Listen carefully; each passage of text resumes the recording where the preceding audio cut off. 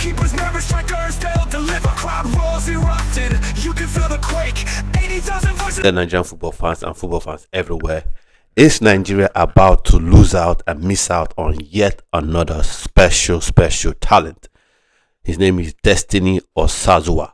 Now, if you hear what I said, I asked, is Nigeria about to lose out on yet another talent, special talent, to Spain?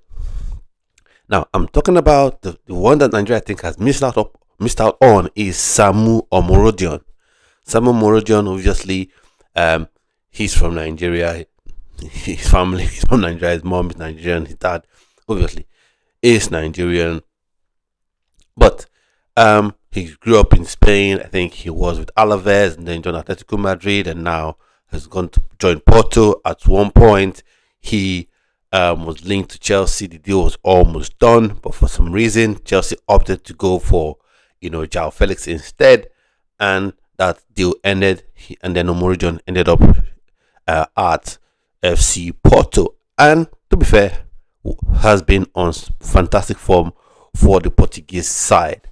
Now, there's a quote attributed to him. I think this quote must have been off the back of a question asked by a Spanish journalist. The Spanish journalist asked him if he'll be. I'm paraphrasing. You can see the actual quotes on the screen. So the Spanish journalist asked Samu Omorodion if there's a chance or if Spain should be afraid of losing him to Nigeria, and essentially he said that he doesn't even think about Nigeria, that it's Spain that's given him the opportunity, and his main focus right now, or at that time, was to build the Spanish national team and to build his footballing career in Spain.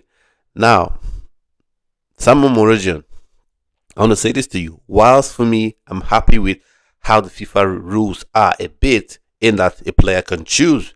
If you have the choice, to be, if you have that opportunity that you now have multiple nationalities, make your choice. And apparently, he has made his choice for Spain. But one thing I want to say to you, Samu Omorodion, Nigerians, do not forget, because the way you couch this statement, you don't even think about Nigeria. Because I would advise you to say, I'm proud of my Nigerian heritage, but I've grown up in Spain. I've known Spain is all I know. I'd love to connect with my Nigerian side someday, but right now I've grown up in Spain, and I want to be a Spanish international. But to say you don't even think about Nigeria, I hope you play consistently for Spain. We don't want to see you 30 when you're 30 years and you're not getting the opportunity you want, and then you say, I want to connect to my Nigerian roots. But anyway, fair place to him. This sort of a video isn't mainly about Samu Omorodion, but just to say, possibly Nigeria has lost out on him. He keeps getting invited by Spain. I don't know if he's actually played dominant games. He's actually played top minutes for Spain, but nonetheless, his words are there for everyone to see. Now, there is another young talent. He is pretty raw. He's fast, powerful, and he has a decent shot on him. He's still very raw. I'll put him in a class of your Eric Parabos that you can have as part of the Super Eagles, not as main any sort of main player, but they can come in and give some contribution. But then again, if the Olympics come around, then definitely the sort of player you want to see in that Olympic side. So Destiny, his name is Destiny Osazuwa. He plays for Real Sociedad at the minute, and obviously by the name, he has Nigerian heritage and eligible to play for Nigeria and for Spain. Now, would he choose to play for Nigeria? That is the question.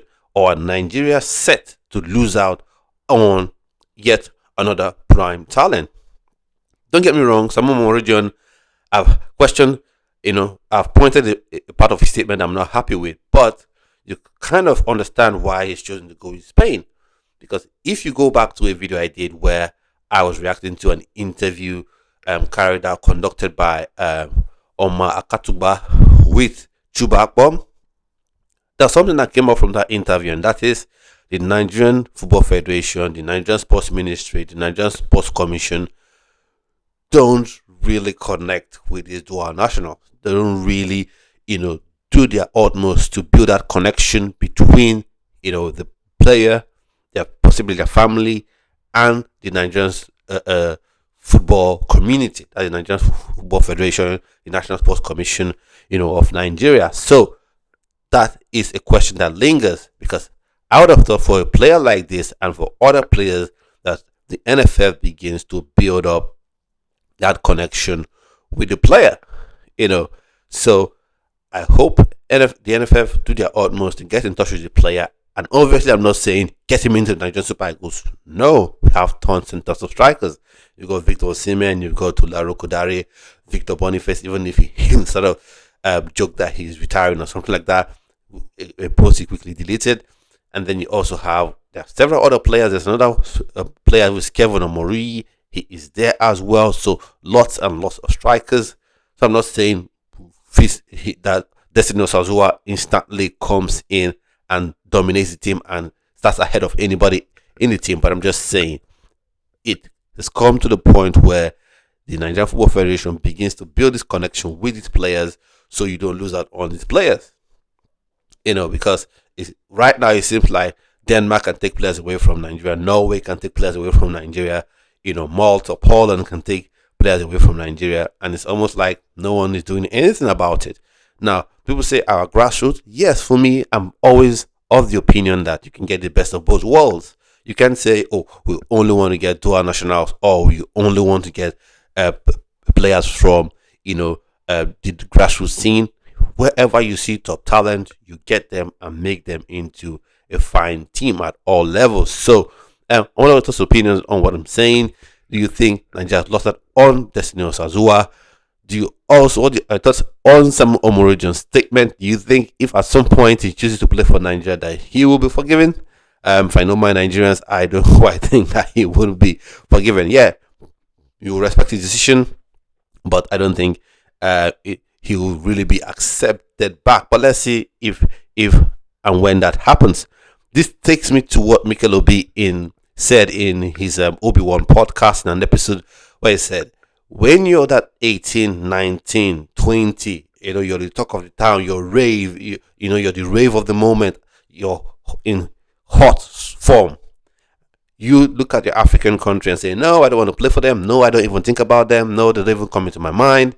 And then 22, 23, the European country you want to play for, they dump you or they give you one cap, and then you're 29, they give you another cap, and then you don't see another cap till you're 32.